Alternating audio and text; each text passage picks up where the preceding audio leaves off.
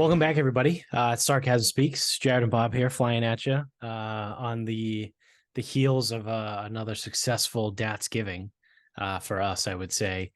A little lighter than it has. This is probably the smallest one we've had potentially ever, right?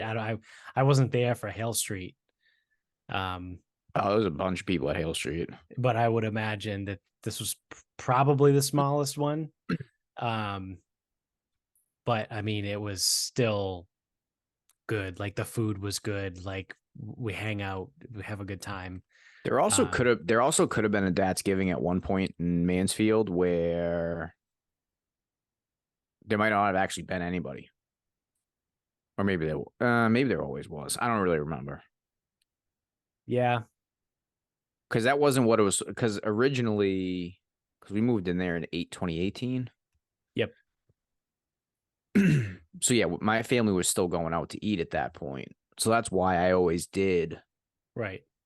The Datsgiving is because I didn't I wanted to do Thanksgiving my way.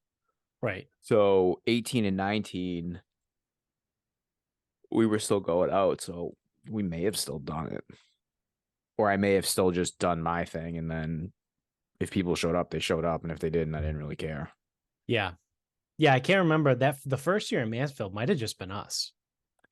I would say when we were freezing our asses off with that fryer, did anybody else come? I don't know if they did. I think it might have just been me and you. Yeah. Because again, yeah. It's supposed to be Datsgiving is supposed to be my menu the way I want to do it.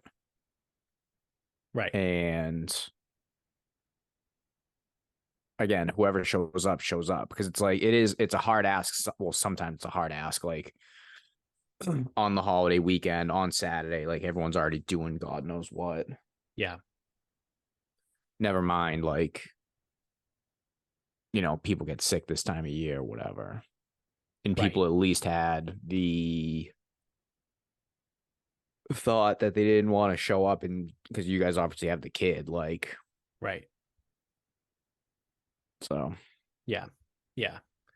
So yeah, I mean, a couple of people sick. Like Vinny had to work and couldn't make it. He was trying to get out early, but apparently, hey, big surprise. Apparently, the Saturday after Thanksgiving is really fucking busy for restocking grocery stores. Restocking.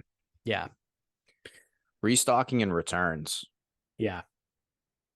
So he wasn't able to make it, but we still made the best of it. And the turkey was good, right? As always, fried as it should be. It's funny too. When I say the word good, I mean good by turkey standards, right? Right. It's still not prime rib. Right. I mean, stuffing's delicious. Mac and cheese is delicious. Can't really go wrong there. We should have added a green bean. Well, maybe next year we'll add a green bean casserole. Yeah. So my mom came down on Thursday for Thanksgiving. And she brought green beans and was like, all we have to do is just boil them. They're all set or whatever. And then my aunt, who through marriage, right? So it's my mother's brother's wife. So she's Italian, right? She grew up in Revere. She's, very Italian. And she told my mom to add, it was diced tomatoes or stewed tomatoes or whatever to the green beans. So they're not bland and gross and shitty. And my mom was like, I don't know if I should add them. I don't know what to do. And I was like, just fucking throw them in. So I boiled the green beans. Are these raw green beans or in the can? These were raw. Okay. So I had to boil them, right? I cooked, steam boil, how I boiled them, right? Well, I was say, did you steam or did you boil them? It's different. Yeah. No, they were boiled. Then I drained them through the diced tomatoes in the pan, let them warm up, put the green beans back in, stirred it up, and they were fine, right? So I added a little bit of garlic powder and then salt and pepper. But I'm not a huge green bean fan, right? I don't. we always we always joke at the gym because Chris has them all the time, Yeah. and he's like, these just fucking suck. He's like, Yeah, they're not awesome. yeah, and it's like I don't know what it is with them because I don't mind the taste of green beans, Yeah, I think it's the texture. It's like a but I waxy, don't want to eat them. yeah, yeah, same. Like I'll eat them. Like if someone makes them, I'll eat them, right? Like I'm not gonna be a fucking loser about it. But it's like I'm not gonna eat. I'm not gonna go out of my way to make them myself, I right? never That's make that's them what it myself. is. Fuck that. If someone else is gonna make them, like then I'll eat But them. even still, like if I mean, there's not a lot of vegetables I like, but like when I meal prep and I just assume it's all gonna taste like shit because it's meal prep food. It tastes like shit. It's a fucking strong word, but I'm like, I don't know if I can eat like a cup and a half of fucking green beans. Yeah, I don't know. It's yeah. just something about them because it's like I don't mind them. I hate them out of a can. Those are just like Oh shitty yeah, mush. yeah. Yeah, I mean, so I guess So the if some long story short, yeah, they were decent, right? So green beans with stewed tomatoes and garlic, salt, pepper. Um, I didn't mind them, right? Like they actually were decent. yeah, I'm almost thinking I know I'd like put more effort into the cooking process than most people are willing to do, but I'm trying to think if that was presented to me, I would probably get some olive oil in the pan, garlic, throw the green beans in, start sauteing that shit. Add the tomatoes so that they'll like become cohesive, but not so long that they become mush. Right. That's probably how I would do it. I would consider putting in like pine nuts or almonds. Like I've had Would you green shave the beans. almonds? Well, I'd buy them like that. Yeah. Now, Imagine like sitting there and shaving no, almonds. no, I think I too would I much, would rather have my fucking fingernails pulled out. too much. Because like there's a lot. Like I will go the extra mile and make a lot of things. But almonds that someone already thin sliced versus almonds I have to do myself, I see no benefit there. Right. Now, if you want to say like a homemade pesto is better than a jarred pesto, I'll give you that. It's probably correct. Hmm. But there are times where I don't feel like doing that. Right. Mostly in the last like 10 years, I don't think I've made my own pesto. I don't eat it a ton either. Anyway, but yeah, it's like if they already sell them sliced, so it's like you could go like olive oil in the pan, garlic, throw the almonds in there to kind of like fry in a way, toss everything up, mix it all together, and now you have like an actual cohesive dish. Right. Right. Uh, But yeah. So like that those are fine, right? We still had leftovers, right? Which there's the mashed potatoes and squash and all that shit that she made. But I mean, we have um fuck ton of leftovers from Saturday. yep. We've got uh about a half a tray of stuffing. Almost a full tray of mac and cheese. I'd say probably about 3/4 of a tray. So I will say the other thing too is with the stuff that's left over, at least it reheats well. right. Like mashed potatoes and squash and shit does not reheat well. It does not. Squash is okay, but Yeah. Yeah. yeah, mashed potatoes are tough. They do not reheat well. I always have to throw them back in the pan with something. Yeah. I'm debating on taking some of the roast because there's leftover roast too, and like not shredding it because you can't really shred it right once it's been cooked and it's cold or whatever, but like slicing it like super thin and like just trying to chop it basically, and then put it into the mac and cheese.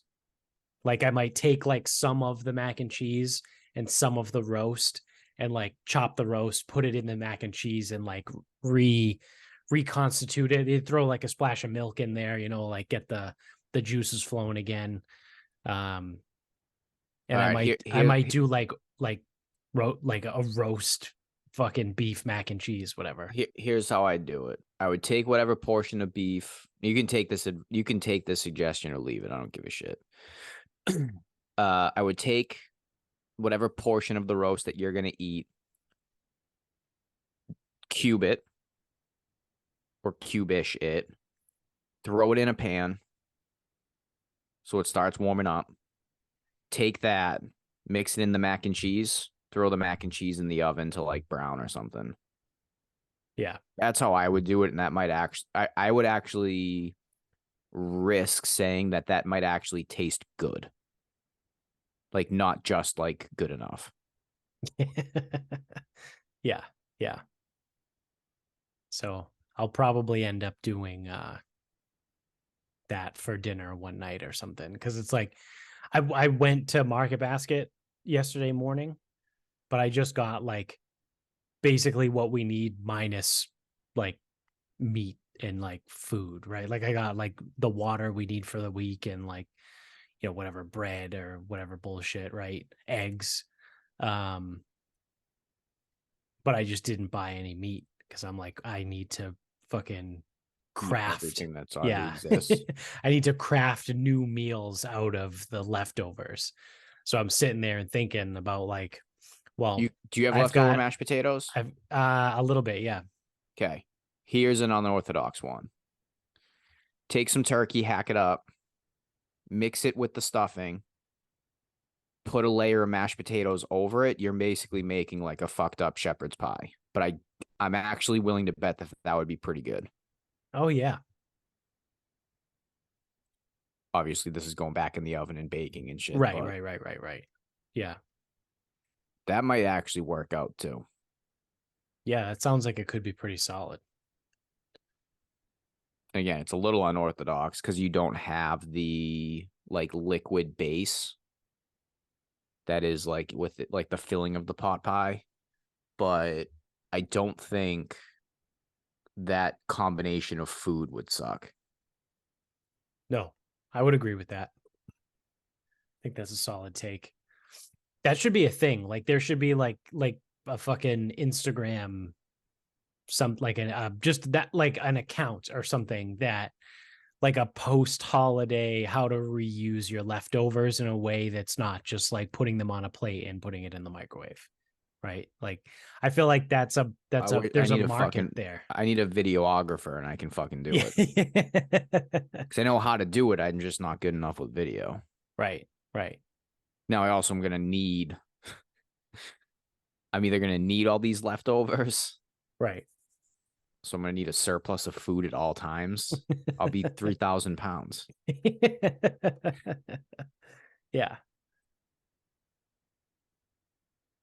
But yeah, I mean, it's kind of like it's almost sort of like Chopped in a way, right? Where it's like, if for anyone out there that's not familiar, Chopped is a TV show on Food Network, and it's like there's a bunch of chefs and they're given a bunch of random items and they need to make a dish with whatever is in what's called the mystery basket. And like the show is notorious for throwing like one random ass fucking thing in the mystery basket. So it might be like, beef tenderloin, oranges, bacon, and then it's like fucking Sushi a wrap. can of sardines. And it's like, how the fuck like are you supposed to incorporate a can of sardines? Or it'll be like cotton candy and it's like, hold on. Yeah. What? Yeah. Or like the people that make it to the dessert round, it's like, it's fucking ground beef. Right. And it's like, okay, now I have to make a dessert with ground beef somehow. Like but it's fun. So I like the show, and I like kind of doing stuff like that. I think did we talk about that on the podcast before? I feel like we might have. But it's kind of like that in a way, right? Because you just look at all the leftovers you have in the fridge and you're like, all right, what can I craft from what I have here? And like I said, I came up with the the beef mac and cheese, and I like the turkey stuffing mashed potatoes for a bastard shepherd's pie. Yeah, I don't know if I'd call it a shepherd's pie. It's probably more of a leftover pie. I don't know. Because it doesn't have the elements of a shepherd's pie. Right. But I don't think it would suck. No, I don't think it would either. And you could throw like a little bit of like stock to kind of like rehydrate it a little bit if you needed to. Yeah. Well, I also saved the jus from the roast in the pan. I put it in a little Tupperware container. It might work with the other one. Yeah, with the shepherd's pie. Maybe. Yeah. It might work. It might not. I mean, how can it suck, honestly? Yeah, it's fucking it's beef juice. Yeah, I mean, obviously, again, I like cooking, so it's like anytime like I do something like whether it's a holiday or it's something that I want to do, like I made burnt ends one time, and I'm like, oh, I'm gonna have leftovers here. I'm going to make burnt end carbonara. Right. And like I'll just make sure I have all the shit around. Yeah. So I do that like to a lesser degree, right? But like when I decide that I want to make a sauce, right, with pasta and meatballs and sausages or whatever, I'll then go and buy a dough from Market Basket and cheese, and then the leftover meatballs and sausage, I make a calzone for dinner one night that week. Yeah. It's taking the same food and trying to like dress it differently. So Yeah. I mean, me personally, I don't really give a shit. I would eat the same thing every day. But Amy's an actual human being that's like, I'm not going to eat the same thing again. So I was like, yeah, that's fair. And then, the other thing where you need the versatility is you have the perfect example right now is a beef roast. Because I've gone over this with like people this week, and you cannot just reheat a beef roast. You have to recook whatever it is. Right. So you have to make a new dish. Right. Or I think you could get away with like slicing, like thin slices, in like the hottest implement that you have, grill, pan, whatever. 10 seconds, 10 seconds, 10 seconds, 10 seconds, and then you can just eat it normally. Right. But still, I still think you need to just make a whole new meal. So it's like with a prime rib, I've made, and again, this is a lot of beef, but it's a lot of beef in the house. So it's like you eat it as prime rib the night before. Now you got leftovers. Scramble in the morning. Mm-hmm. So it's in the pan, it's recooking, and again, like a lot of people like probably thinking it's like, oh, well, I like it rare. It's like you got to remember it ain't prime rib anymore. Right. So it's like if it starts cooking, it's still fine. Yeah. And prime rib doesn't dry out, so it's not like they're going to be so tough that you can't eat them. Right. Scrambles, pasta dishes, pizzas. You can do a calzone, like you said. Like, yeah. I thought about even taking some of it, and I don't know how good this would be, but like tossing it in the blender and using it to make a bolognese sauce. I wouldn't even go blender. I would change the name to like a ragu. That way you don't have to worry about it being a certain consistency that you expect. Right. And just letting it be a meat sauce. Yeah. When you make, do you make bolognese a lot? No. Okay. I never make it because I never make it because traditionally it's with cream. So technically I never make a bolognese. Yeah. I only make ragus. Right. Right. Yeah, I mean, I've put prime rib in chili before, like leftover prime rib has gone in chili. Mm-hmm. You just have to recook it. That's it. Yeah. Like people like, and that's the thing is like, everyone's always like, oh, I don't know what to do with the leftovers. Never mind. I'll get on my fucking Thanksgiving rant. Fuck that. But like, if you have beef leftovers, you can make a pizza, you can scramble it, you can make a pasta dish, you can make a sauce, a chili, a calzone. All these things work. Right. You can do it. And I don't know why it's meat. Like, I don't know. Like maybe I should have been a fucking chef actually. Then I'd hate cooking, but I don't know. It just makes sense to me. I don't know. Yeah. But and that's the thing is like my mother was good at cooking. Like a couple things that she was good at. Like my mother couldn't. She wouldn't sit there and take like MacGyver meals. Right. It's Right. like, okay, well we've got these three things. Okay, let me make something decent. She's like, nope, pork chops. I'll just bread them and bake them. Yeah. Great. Yeah. Shake Awesome. and bake. Sick. Yeah. Can't fucking wait. But then for whatever reason, when it comes to like the Thanksgiving meal leftovers, everyone picks the worst possible iterations for what to do with them. Right. Everyone wants to make the stupid fucking sandwich. I hope you all enjoyed your stupid fucking like I can't think of a more overrated fucking phenomenon than the Thanksgiving. Yeah. Gotta eat early so that way you can have the Thanksgiving sandwich later.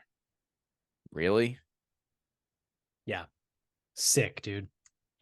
Really? Like that's the worst. Like it's the hands down the worst sandwich that I can think of is the Thanksgiving sandwich because turkey sucks. So your base blows. And like you're going to argue with me that like an Italian isn't better than this. So you have turkey and then you're doing some kind of Frankenstein job of whatever you want to include, whether it's mashed potatoes or stuffing. Again, whatever you're doing. Cranberry sauce. Stuff I'll go. I'm gonna get there. But like stuffing's crumbly, so it doesn't really like work in a sandwich. Yet you Right. people continue to tell me it does. Yeah. It's also bread inside of a bread sandwich. Yeah. Like, So it's okay. like, could you have any more bread? Yeah. And then if you have gravy, you're putting gravy on the sandwich.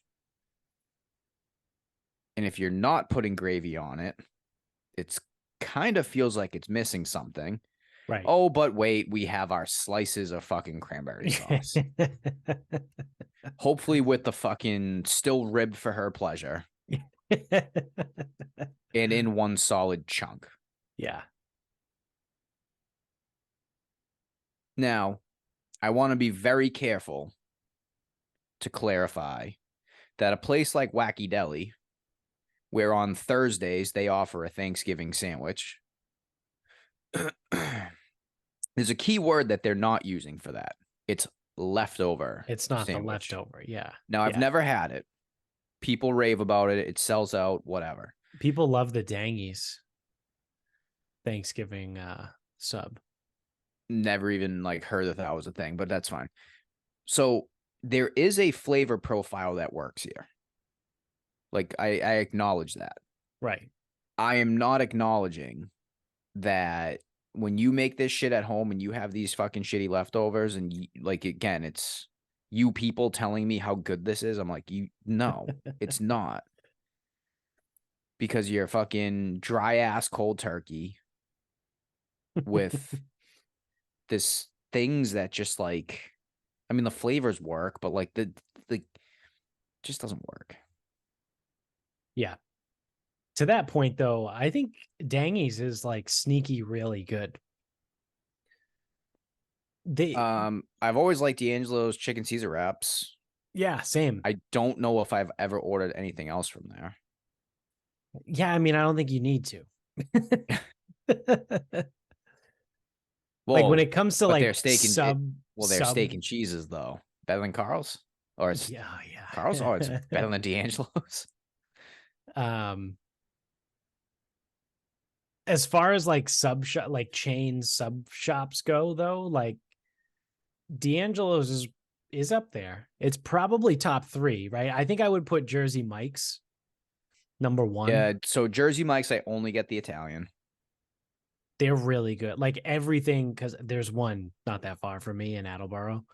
Um, it's good. Like I've gotten the Italian, it's great. I've gotten the they have like a Godfather version, right? Like the Wacky Deli one, like it's a different kind of Italian. Um, it's good. The Big Kahuna is really good. I've got it with chicken and steak before. It's effectively like a steak and cheese with cherry peppers, mushrooms, and onions, I think, or something like that.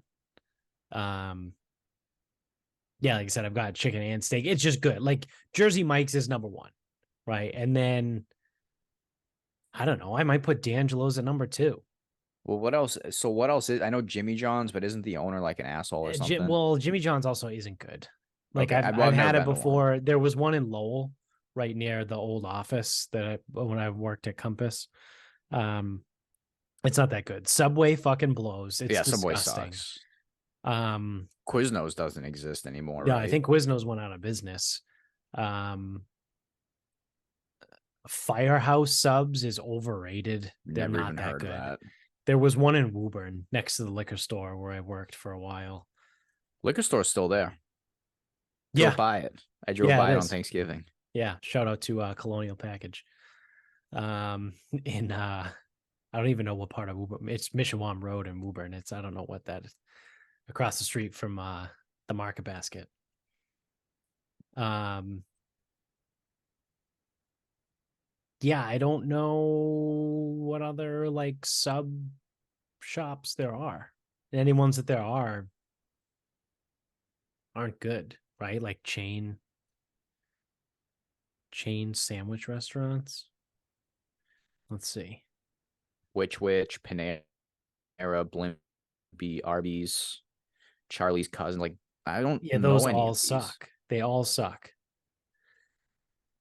I don't know if I would call Panera like a well, I guess they do have sandwiches, but like that's not like a Yeah, it's not sub what we're shop. talking about. It's different. There's no Blimpies around here, right? Like I don't even know. Which? I think there's one of those in Westwood. Never been to one. Um Obon Pain, that's fucking No, that's like a stupid. cafe. Yeah. Potbelly sandwich. I've never been there, but there's one in Braintree next to the legal seafood. Wawa? Is that a thing? I think so. Not around here, but Okay. Never. I think I've heard of it, but I've never been to one. I've never seen one. I don't know anything about them. yeah. Yeah, I don't know. I would say Jersey Mike's is the one, number one. Then probably D'Angelo's. And everything else after that doesn't fucking matter. Yeah, I mean, they could be like a 1A, 1B too, because depending on what you're looking for, like you're probably not going to get an Italian at D'Angelo's, but again, you're probably not getting chicken Caesar wraps at Jersey Mike's either. Right. Right. So yeah, that's Sarcasm Speaks on Food. Transitioning over into sports world though. Um couple things going on in the sports world. Um First of all, have you watched any of the Netflix Cup?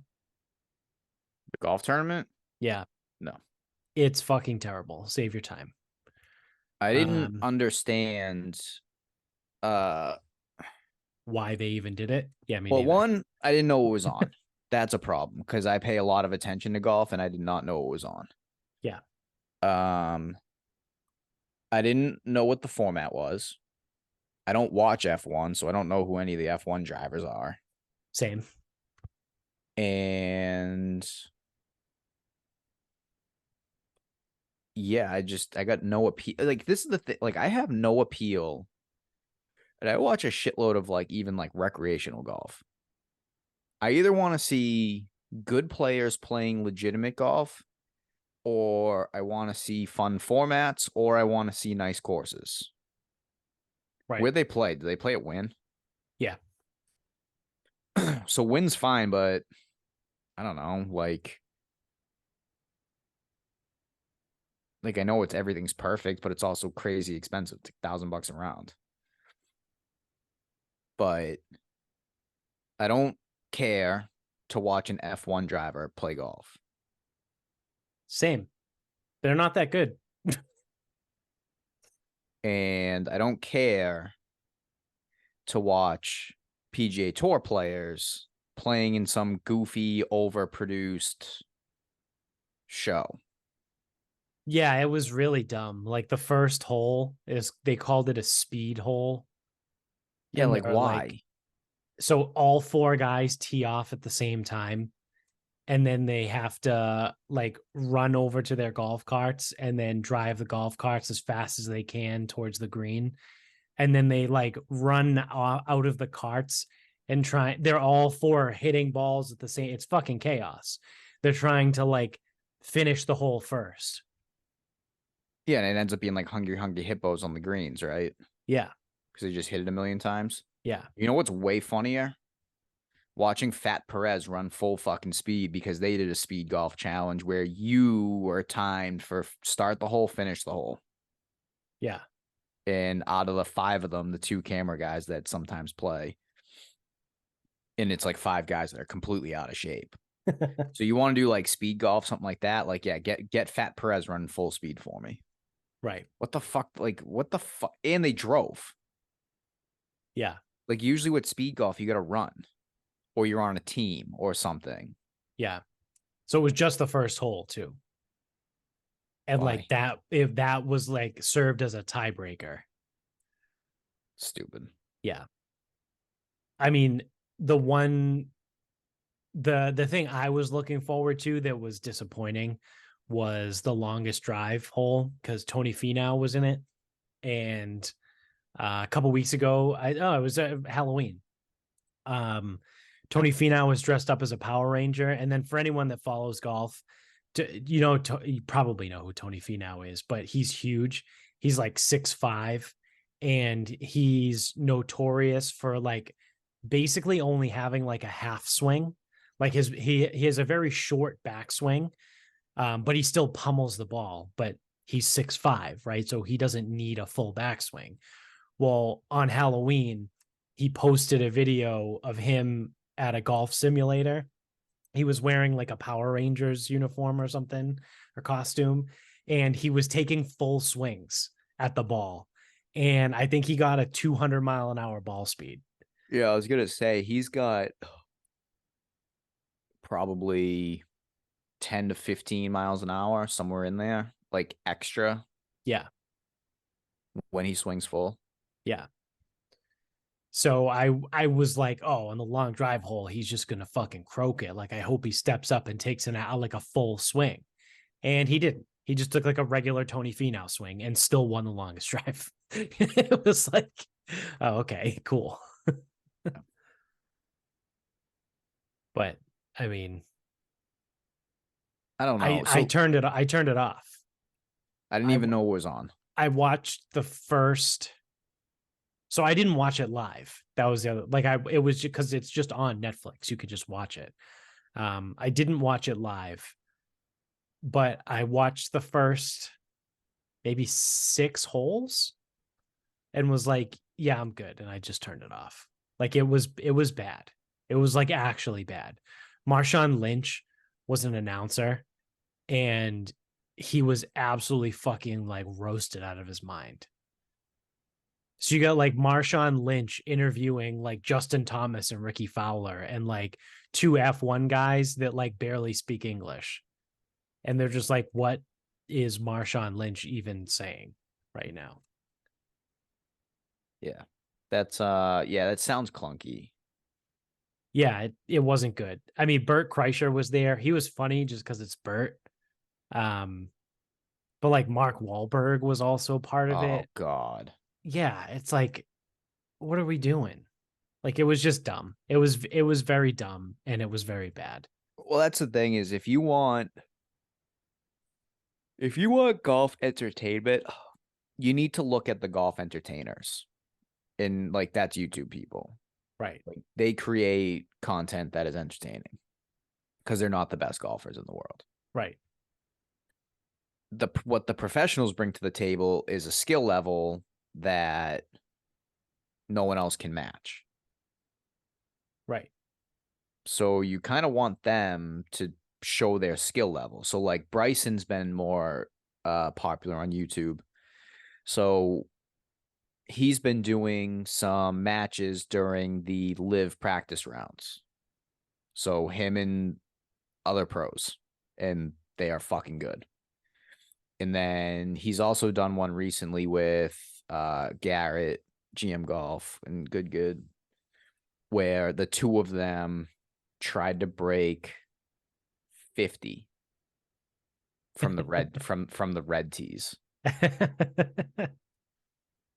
And like Garrett's good. He's probably like a legit scratch.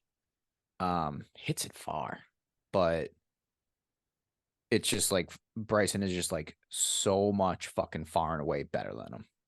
It's fucking crazy. So he gets to mix the entertainment, but also show off how good he truly is. And the PGA Tour guy, like it's just this weird middle ground where it's like they want to create, well, Live kind of forced their hand where they're going to try to allow them to make more money. Right. So they have to do this other stuff. And I'm going to get to the TGL. So they have to do this other stuff, but it's just not good.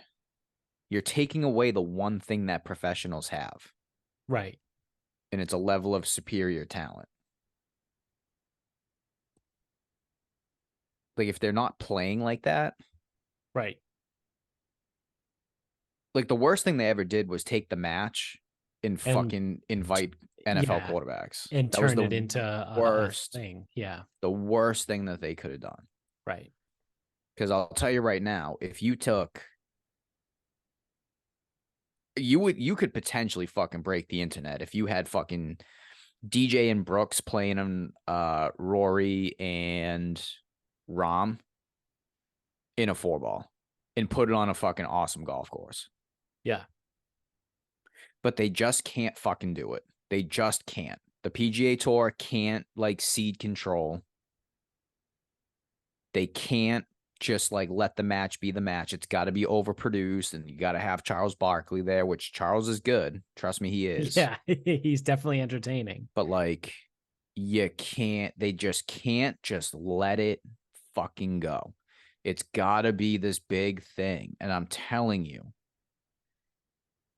they don't need it to be that big of a fucking production for it to be successful. Right. Because if you could ever, now you got to just pay them. Like that's the thing. Just pay the 4 guys. Yeah. I don't know if they like, I don't know. Does it need 40 million? I have no clue. But like give them 10 million a piece. Make it good. And the sponsors will come for that. That would be fucking crazy. Or go pay-per-view, whatever. I mean, like, that's what the first match was. It was pay-per-view on Bleacher Report. Yeah. Huh? And then the mistake with the first match, but people still watched it, too overproduced, too much commentary, not enough like actual golf, or not enough. And I think real. there was a memo that got sent out that was like, don't be you. Tone it down a little bit. Yeah, tone it down. Because they were allowed to make a side bet, but not really. But it was only one per side. Yeah, like they were allowed to side bet, but not really. Yeah. Yeah. And the other thing too is this is the easy one. This is what Bryson does with his like practice, whatever. Him and Bubba Watson did one. So it was probably Bryson and Anirban Lahiri against Bubba Watson, and who else is a range goat? Do you have any idea? Varner? Maybe Harold Varner. Yeah, it was him. And Bubba Watson goes, "Oh, you want to do $1,000?" Or so I think Bryson was like, "Oh, I'm thinking 1,000 a hole." And you know, all the money will go to charity. And Bubba's like, "Make it $2,000 and we'll do it." Goes, fine. And then I forget what the format. I forget if they did carryovers, whatever. It's not important. But they also did it in an interesting way where usually when you play a skins game, like with people, there's carryovers and like if you like say me and you do a skins game and you win 6 skins and I win 5 skins, well, I really only have to pay you for 1 skin. Right.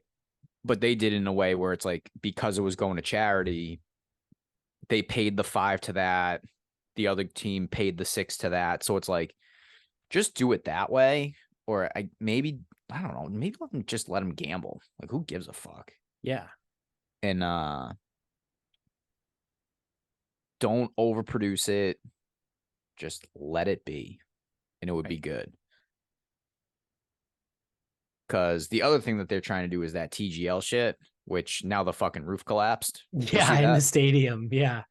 So instead of trying to they're kicking it out scramble a and year. get it fixed, they're just like, yeah, we're gonna do it in 2025. They're kicking it out a year. Like, Yeah, first of full all, year. I don't want to watch professionals play on a fucking simulator.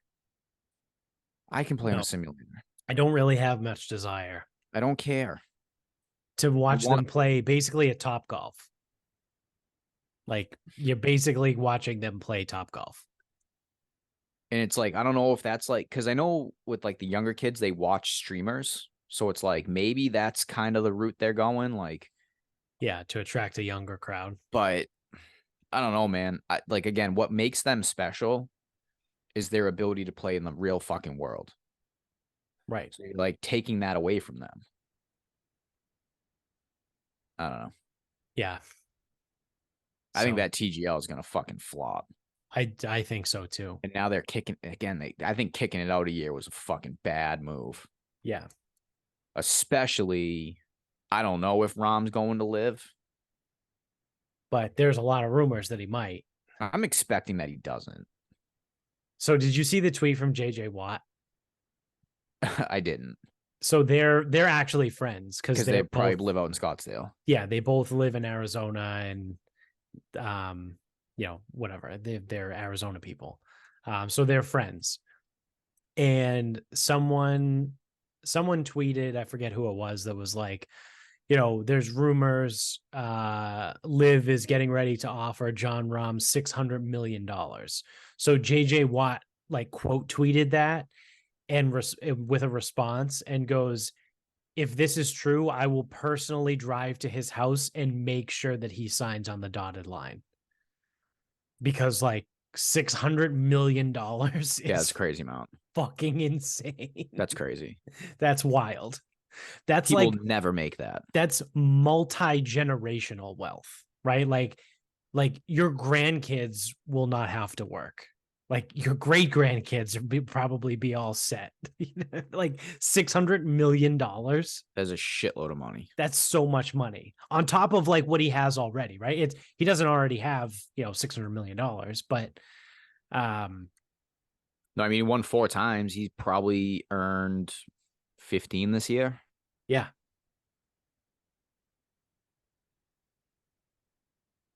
Plus whatever sponsors, like he probably makes. Well, the rumor was he got 5 and 100 from Callaway to leave TaylorMade. So he's doing fine. Yeah. Yeah, I mean 600 million. Like if that's like that's why I don't think it's true. I don't think it's true because I think he would have done that. Yeah, I think he would have already gone. You got to be stupid not to. Right. Especially when he's already into the Masters for life. Yeah. Right. He's into the Masters for life. He could local qualify for the US Open and the Open Championship. Right. That's 3 or 4. Right. Tell the PGA of America to go fuck themselves. Yeah. So I don't know. It's kind of wild. I don't know. The only reason I don't expect him to go is because he doesn't strike me as someone that really cares. I think he strikes me as a guy that wants to play golf because he still likes playing. And Live just makes that hard because you're not going to be able to play the majors, the Yeah. Memorial. Like, you don't get to play like the events around here. Now He he is, seems like a guy that's like a fan of the history of the sport, right? Where he likes the, he likes the stories. Like he liked, obviously everyone's going to be like, oh, it's Sevy. Yeah, him and Sevy. I think it's more than that, right? I think he likes the stories of, Tiger and Phil and Hogan, but way back in the day, and those guys. Like, I think Rahm likes, I think he actually likes golf for golf. I think he does too. And I don't think he like wants golf to be something it's not. Right. The only other problem though is people forget, like, dude, he's European. And what Live is doing is making it more of a global game. Right. So I'm not saying yes, it will or it won't. That 600 million, there could be even more money to be made on top of that. Right. Because if like he brings like golf to Spain to be even bigger than it is, Right. watch out. Yeah. Yeah. Never mind if it really gets going in Australia. Because that's like the other thing is like the Australian PGA just played, and it's like I don't know if anyone knew about that. Yeah. Minwoo Lee won. Yeah. But like they love golf in Australia, and it just like does not carry. Yeah. In the architect fetishists always talk about like the sandbelt, the Australian sandbelt. I don't know. But like wherever Royal Melbourne is like it's supposed to be like unbelievable golf courses, like world renowned, whatever. So it's like there is something there because Yeah. people forget like Cam Smith probably went to that Live fucking Australia event. I forget where they played. Adelaide? Is that Australia? That sounds right. No. Is Adelaide Spain? Fuck, I can't remember. Wherever the I fuck don't they know where played, it is, but I do know Adelaide is a course. Like, I know that name. wherever they played, um, in Australia, it was like awesome. He might have walked into that stadium and goes, you know what? For all the bullshit, he goes, this makes it completely worth it because he's fucking Australian. Right. Like Rahm is Spanish. Yes, there's a Spanish Open, but there's a live event in Spain too. Right. I think that begins with it. Andalusia, that's the one in Spain. Adelaide is Australia. Andalusia is Spain. Yeah. Adelaide is southern. It's in southern Australia. Yeah. I don't know. I would actually be surprised if he went. Yeah, I would too. But I mean, fuck, dude, $600 million. That's really hard to say no to. Oh yes, if well, If the offer is if real, that's a right? legitimate If offer that's a legitimate offer, he has and to go. and he can keep his winnings over Yeah. there, and depending on what the 600 million is, like is that 5 years? Is that Right. 3 years? What is that? Right. If the league folds, does he still get his money? Is that upfront money? What like Yeah. there are some you can't just blindly say yes, I'm in. And it's like actually Yeah. it's a 15-year deal, and if you Yeah. get hurt, we're gonna dock you. Like Yeah. Yeah. if I was him though, I'd be like upfront. And if the league folds, I ain't giving it back. And if Right. I get hurt, I ain't giving it back. Yeah. And if I play like shit, I ain't giving it back.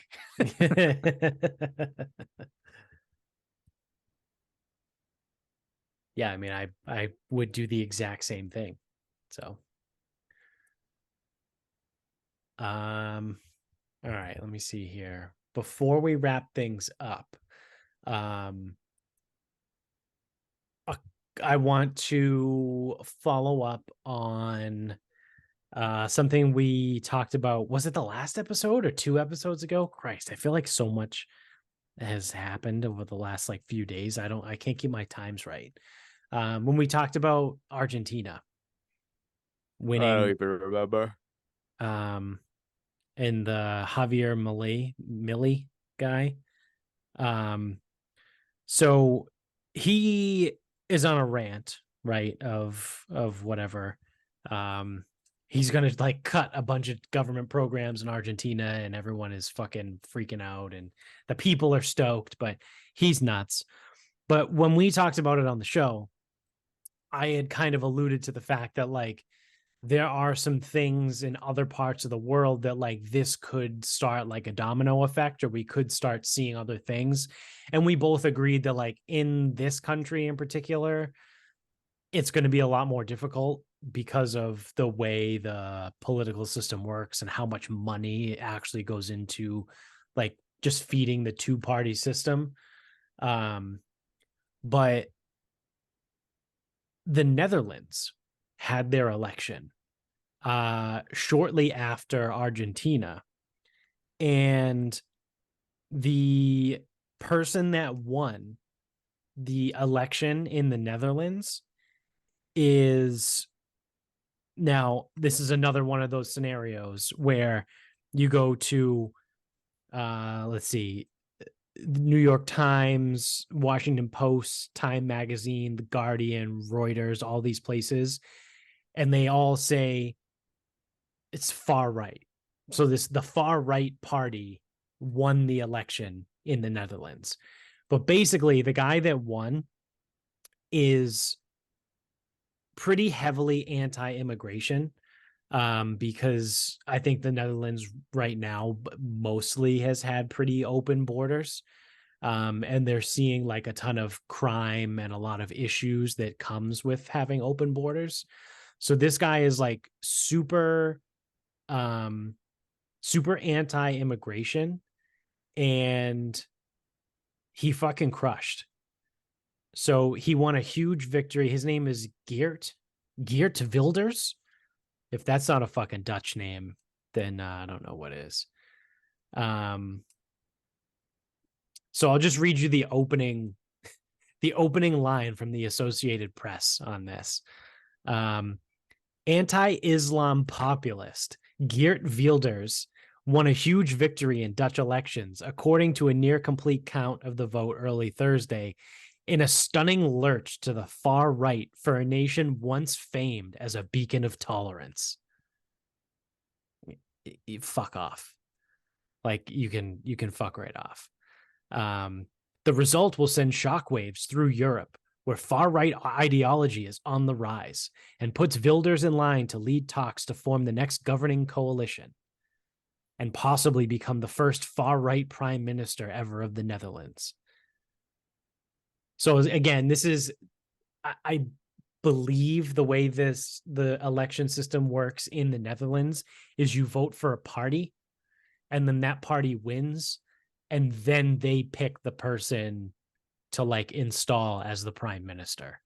But the party has won, and Geert Wilders is their guy, so they're going to, put him as the PM. So yeah, it's just another example of people all throughout the world are sick of the foo-foo liberal, everything has to be soft, and you can't say certain words, and we're going to have wide open borders, and we're not going to care about anything, and we're going to spend money in other places. People are sick of that all over the world. And most people you're starting to see are like, this is oversimplified, but it's basically fuck everybody else. Let's worry about ourselves, right? You saw that in Argentina. They voted for a guy who wants to put Argentina first. He wants to fix Argentina. He wants to slash the budget in the government and fire people and get rid of shit and set shit back on track. Now in the Netherlands, they voted in the party that wants to crack down on immigration, turn things around, and focus on Netherlands from within, right? Like Trump's whole thing is, not necessarily closing the borders, but, America first, right? Like that's the big thing, is America first over here. Like it's starting to groundswell over here. So it's like all of these countries all across the world are sick of the bullshit. No one wants to deal with it anymore. So like they're finally starting to turn it around via the election systems. So again, the only two countries that have actually put pen to paper thus far are Argentina and the Netherlands. But they've done it, right? So like I don't know what other countries are going to have elections within the next couple months. Obviously ours is, a year from now, right? It's like probably about 11 months away. But in the more immediate future, right? Like I don't know what other elections there are in the next like 3 months, right? Like if Spain is going to elect something, or like another major European country, and how that would go. But yeah, I think it's super interesting, and I think it's kind of something to pay attention to. And I'm holding on hope. Again, I have mild optimism. The emphasis on mild. Yep. I have no optimism. I mean, we're 2 for 2 in countries that had elections in the last week on, 100% of the time it works. yeah. Every time. In the last week. Yeah, just in the last week. So, I don't know. Like I said, something to just kind of keep an eye on. Yeah, I mean, it all sounds good. Again, it's just leave it to us to fuck it all up. Yeah. Yeah. They might fuck it up too. Who the hell knows? But yeah. We'll see, right? We don't know. No one knows, truthfully. yeah. You just kind of hope for the best. So, on that note, you want to wrap this up? We can wrap this up. All right. What do you got? So I don't know how many years ago it was. I swore off making my own pasta. Pain in the ass. It always seemed like it just like kind of didn't work out the way I wanted it to work out. Well, enter social media. I'm like watching people like make pasta, and it really just doesn't seem that bad. So here we are today. Swore off it forever. I made my own pasta today. So it's funny because the easiest thing is making the dough. That seems like, or like to some people, it probably seems like the hard part, because it's like, how do you get it from this to that? It's like, just fucking follow the rules and it's fine. Yeah. Even now, I have a pasta maker, so I didn't use like a rolling pin or anything. So like even rolling it, outside of like trying to find the correct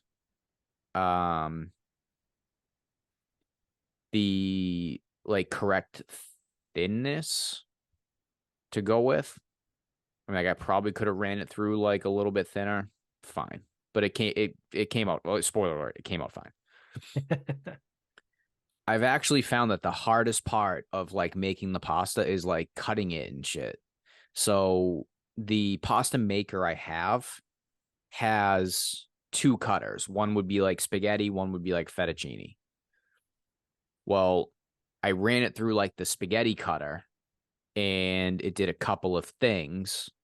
It didn't really cut it, and it kind of just like mushed it together. So I'm sitting there and I'm like, well, this isn't going to break up. Yeah. Luckily, it's pasta dough. You just start fucking kneading it again, and you've got it back. Right. It looks like Big League Chew. Pretty much. So I'm like, what the fuck? So I'm like, all right, I'm not going to use the cutter. Like we're not going to use I'm not going to cut it. Yeah. With the machine, I'll just use a knife. And that worked. And you just have to like flour the fuck out of it. Like all that shit. But I'm like, who would have thought that it's not making the dough? It's not even rolling the dough out. It's cutting it the right way that gives you the most problems. Yeah. Yeah. Because then there's other ways, like you can like roll it all the way together and then like cut. And then like some people on social media do like fancy shit, but I'm like, I don't need to do fancy shit. I just need this to fucking come out like the Yeah. way I need it to come out. I was initially going to say, could you use a pizza cutter? But I feel like then everything is going to be not even. Use a what? Like a pizza cutter, like a rolly So cutter. you can. I mean, you can, right? But Same like thing as a knife. it's gonna. I feel like there's a higher chance of it being uneven, like I all the found pieces being different. I You have know, like the found lines are going yeah, fucking I found less control with a pizza cutter versus a knife. right because the knife is like a 12-inch straight line, right? Yeah. And then you move it and move it like you can cut. Yeah. I've also got way more experience with a knife. Same. Yeah. Now, where the pizza cutter comes in is like if you want to make tortellini, then you can lay out a sheet, you can cut a bunch of squares Right. with the Right. pizza Right. cutter, Yeah. and then you just fold up and twist, Yep. and that's fine. Um, so yeah, I mean, I swore it off, but it could be back in play. I didn't hate the process. Now it's not one of those things like I'm like, and it was good, and it did make for a better carbonara, and it takes on flavors better. Like all that shit is true. Yep. But there are times where I'm just not gonna fucking make this shit. Oh yeah. I mean, Well, yeah, it's a lot. because you got to make it at one point. So it's like by the time you mix it and knead it, like you need to knead it for like 8 minutes or so. And I'm sitting there, people like, oh, knead for 8 to 10 minutes. I'm like, well, how long does it really need? But like I'm sitting there and I had a timer going. I'm like, yeah, this needs every bit of 8 to 10 minutes. Yeah. Yeah. You gotta wrap it. You gotta let it sit. Don't do anything goofy with the flours, because I think that was something I probably used to do too. Is I probably used to use like whole wheat. Oh Because yeah. again, this was like 12 years ago. Yeah. To go whole wheat, that's like what's big right now in 2012. Yeah. Yeah. And it's like, nope, that's a completely different product you're using. Like completely different. Yeah. So just use the fucking double O flour, Yeah. use the Play the eggs, hits. knead it for 8 minutes, and don't worry about the fucking cutter settings. Because if you don't have a good cutter, you are fucked. Yeah. And a knife works just good enough. Knife is just as good. And then, so going back in time, the other mistake I made like years and years ago is I probably made some like fettuccine style. And I'm like, oh, well, this is pretty good. I'll make ravioli now. And it's like, dude, you've made this like twice. Now you're going to Yeah. make fucking ravioli. Yeah. Yeah. Like, why don't you just fucking relax, dude? Yeah, take it down a notch and just fucking keep it simple, Yeah, stupid. take about 20% off the top there. Squirrely Yeah. down. Yeah. So yes, But I think homemade pasta might be back in the fold. We'll see. all right. And if I get good at it, I will eventually make like my giant ravioli that I've been fucking clamoring for years. I'll make them. I just got to get good enough at it. Yeah. Just like the old I would imagine it's still there, but Bella Ravioli in South Medford on Main Street. So my grandfather used to get them. He used to get them somewhere else. I want to say it was on Mystic Ave somewhere. Oh, okay. I remember Because just being a kid. I went to Bella not that when I say not that long ago, I mean probably in the last 8 years I Yeah. went. I remember my dad used to wake up early to get there at like 7 a.m. when the doors open to buy the fresh pasta that they literally made that morning. And like it would all sell out by like 9 o'clock. And then Yeah. you just have to buy whatever they have frozen Yeah. left in the fridge. Yeah. Good old Bella. Shout out to South Medford. 101. The bus route. Oh, and the Eagles just won. Yeah. Okay, so my final thought is not to get like super into like the whole history and all that stuff, but I think it was it was Thursday. It was, I don't know, Wednesday. It was either Wednesday or Thursday, was the 60th anniversary of JFK's assassination. And because of all that, like everyone was obviously talking about it. It's in the news, like it went down this whole thing. And I want to give a shout out to Sexy Chris for turning me on to the Roger Stone, Patrick Bet David podcast recently. So I listened to that, and the last like 15 minutes of that podcast is absolutely fucking fascinating.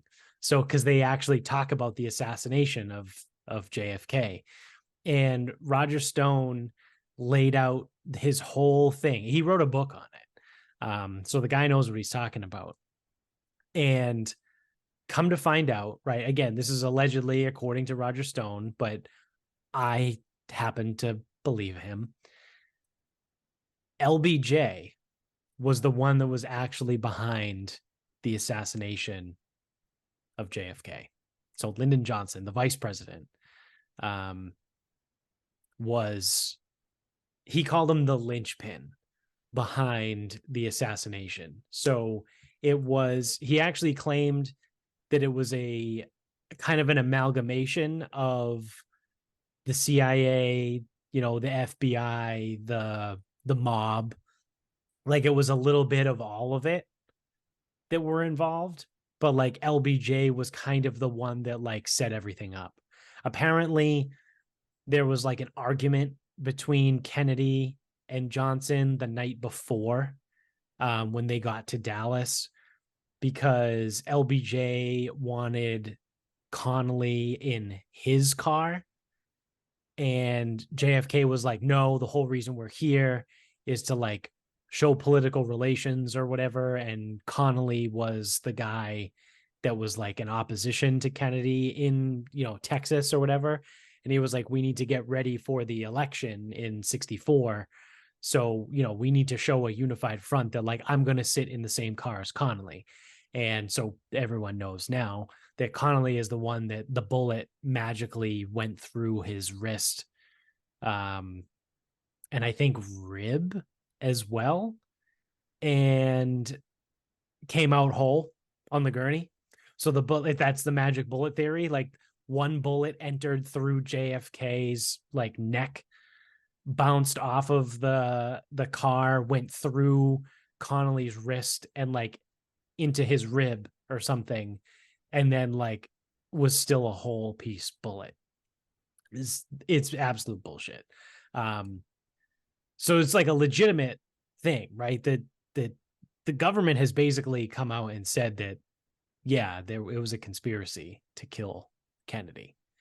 But they will not release all of the documents because I think, and a lot of people think, that they found during the actual investigation. So there were two investigations. There was the Warren Commission, which, again, according to Roger Stone, who heard this from President Nixon, because apparently they were close, Nixon told him that the Warren Commission was the biggest fucking joke ever. He goes, it was just a front. It was a bunch of people that just like made shit up on the way. So there was actually a second investigation in 78, I think, which was then they came out and said that, we're going to release all of these fucking, all of the information in like 1992 or whatever it was. And then in 1992, Clinton pushed it back to 2008, and then Obama pushed it again. Like ever since then, like presidents have just been pushing it back. And Biden did release more, but there's still stuff that's not being released. And I think it's because it's like conclusive evidence that the CIA was involved in the assassination. But it's I mean, I love that stuff. Not that I love the assassination of a president, but I love like the story and the history around it and the conspiracy. And and it's fucking wild, right? Like it's a wild conspiracy because it involves the assassination of a United States president. So if anyone out there has any interest in like getting the actual juicy details, if you search the PBD podcast, you'll find the episode with Roger Stone. I mean, I recommend the whole episode. It was great. But if you just want to hear about the JFK conspiracy, fast forward to like, call it like the 18 minutes left, 18 to 20 minutes left in the episode, and you'll catch the whole discussion on the JFK assassination. I think it's super fascinating. But I enjoyed it. And LBJ was basically behind the assassination. And George Bush Sr. was the one that was running the CIA at the time. Yeah, didn't he pull the trigger? Isn't that the thing? Yeah, he was in the grassy knoll. So that is going to do it for us. So thank you for watching. If you're on YouTube, don't forget to subscribe.